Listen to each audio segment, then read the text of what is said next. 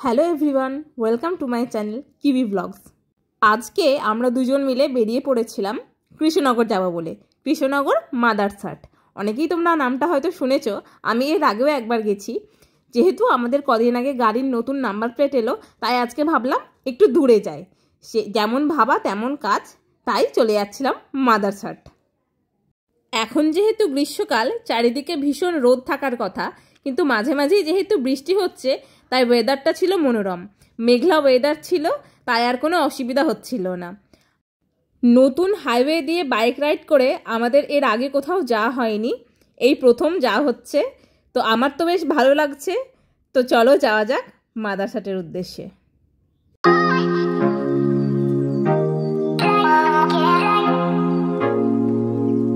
রাস্তায় যেতে যেতে একটা খুব মজার জিনিস চোখে পড়লো। এই যে এই লরিটার পেছনে লেখা আছে পুষ্পা ঝুঁকে গেনেহি।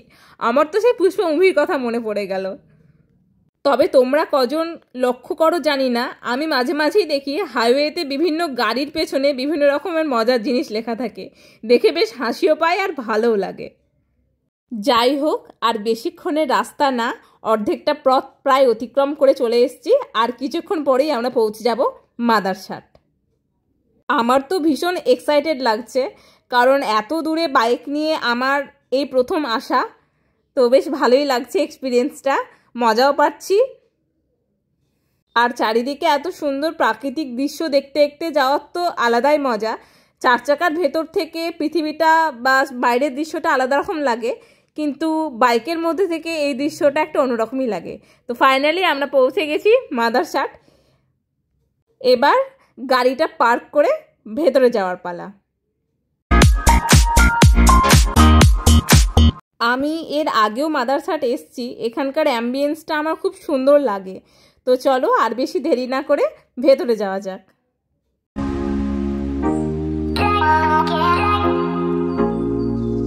ফাইনালি আমরা ভেতরে এন্ট্রি করছি। এর আগে যখন এসেছিলাম তখনও এখানে ভিড় দেখেছিলাম, আর আজও এখানে ভিড় আছে।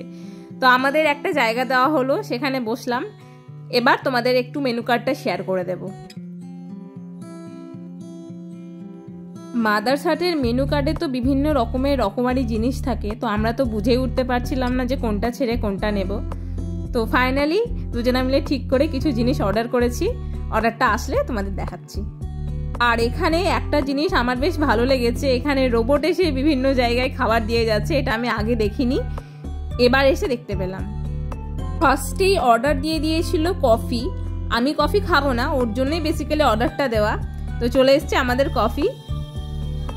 ওকে জিজ্ঞেস করলাম, তো বললো কফিটা বেশ ভালোই ছিল খেতে। এর আগেও যেহেতু মাদারসাটে খেয়েছি, সেখানকার খাবার তো আমার সব খাবারই ভালো লাগে, তো আমি জানি না আছে কেমন আসবে। তো এবার চলে এসছে আমাদের চিলি ফিশ। আর এই চিলি ফিশটা আমাকে ও সার্ভ করে দিচ্ছিল। তো থ্যাংক ইউ সার্ভ করে দেওয়ার জন্য। তখন বলা হয়নি, এখন ভিডিওর মাধ্যমে বলে দিলাম। তো চলো এবার খাওয়া যাক। খেয়েছিলাম এবং টেস্টটা আমার সত্যিই ভালো লেগেছিল। তোমরা গেলে একবার অবশ্যই ট্রাই করতে পারো।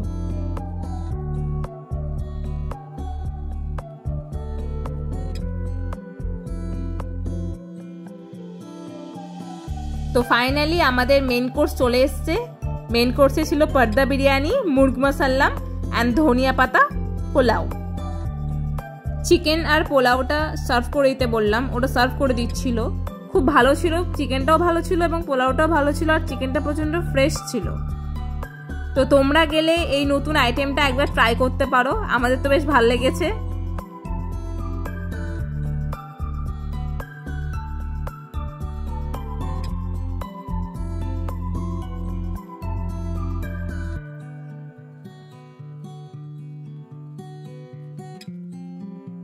তো চলো এবার খাওয়া যাক।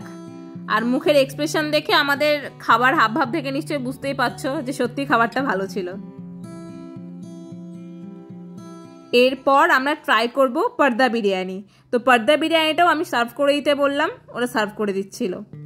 বিরিয়ানিটাও সুন্দর ছিল, আর মাটনটার তো কোনো কথা হবে না, অসাধারণ ছিল। তোমরা কজন মাদারসাটে গেছো আর মাটন বিরিয়ানি খেয়েছো এবং ভালো লেগেছে আমাকে জানিও। আমার তো দারুণ লেগেছে। বেসিক্যালি সবচেয়ে বড় কথা হচ্ছে মাটনটা খুব সুন্দর ছিল। আর বিরিয়ানির সাথে নিয়ে নিয়েছিলাম আমরা কোল্ড ড্রিঙ্কস। তোমাদের কার ভালো লাগে জানি না, কিন্তু আমি কোল্ড ড্রিঙ্কস ছাড়া বিরিয়ানি খেতে পারি না। আমার তো মনে হয় কোল্ড ড্রিঙ্কসের সাথে বিরিয়ানি না হলে ঠিক জমে না। ফাইনালি আমাদের প্লেট রেডি, এবার খাওয়া যাক।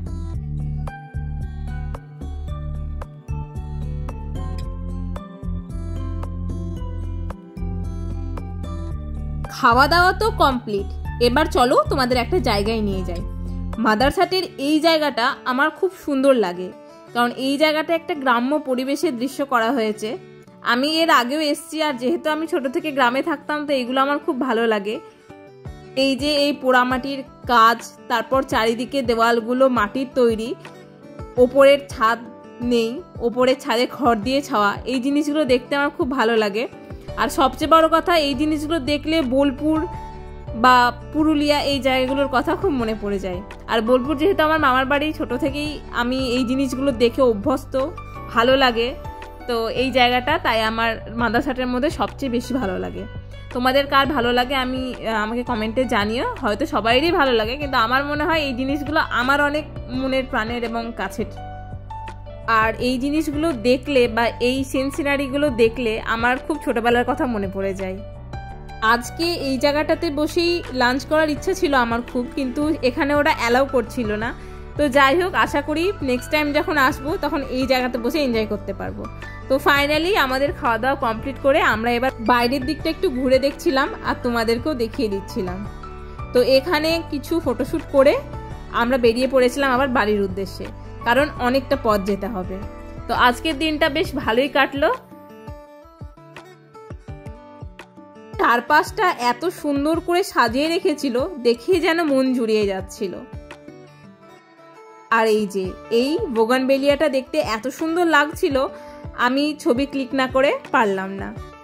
তো চলো, সূর্য মামাও এবার নিজের বাড়ির দিকে পা দিচ্ছে যাওয়ার জন্য, আমরাও এবার এগোই নিজের বাড়ির দিকে যাওয়ার জন্য।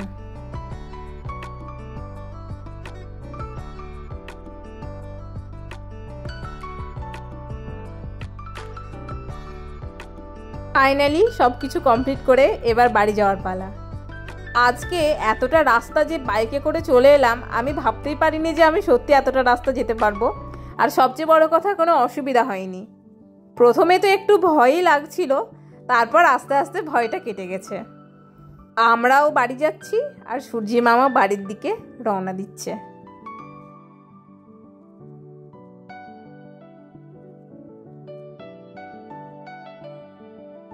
আজকের ভিডিও তোমাদের কেমন লাগলো অবশ্যই জানিও কমেন্টে। আর please like, comment, share and subscribe. Tata.